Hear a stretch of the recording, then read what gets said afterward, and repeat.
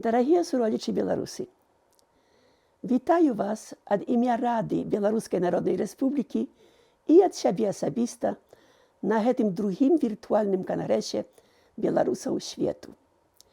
Дзякую арганізатарам за велізарную працу, якую яны зрабілі, каб ён адбыўся.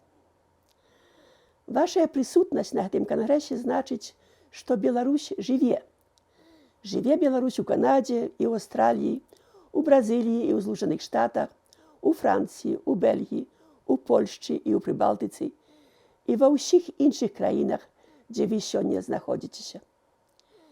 Нягледзячы на высілкі нялюдскага рэжыму, каб знішчыць наш народ і ўсё беларускае, наша прысутнасць тут, наше пачуццё прыналежнасці да нашай зямлі, наше жаданне, каб здабыць для яго лепшае будучыні, памогуць нам разам выратаваць яго ад ягонай цяперашняй нядолі.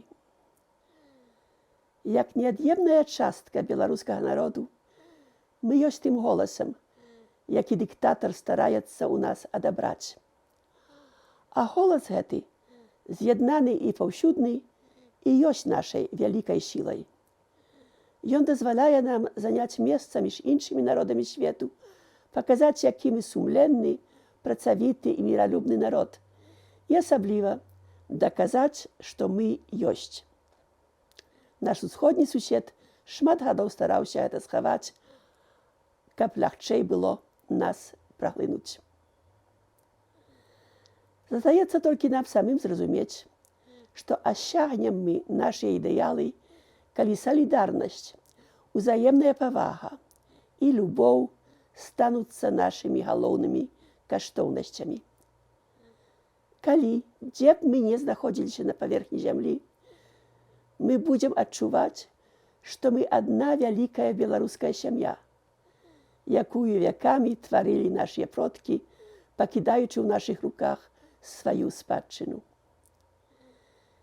Калі гэта кожны з нас зразумее, дарагія браты і сёстры беларусы, ніколі больш чужакі не зняволяць нас.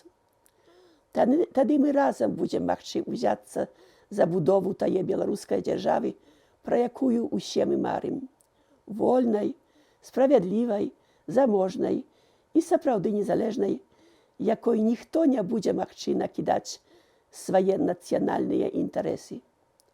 Бо разам мы будзем магчы дагледзець, каб мы кіраваліся толькі нашымі ўласнымі беларускімі нацыянальнымі інтарэсамі. Дык жадаю ўсім нам плённага другога кангрэсу беларусаў свету. Жыве Беларусь!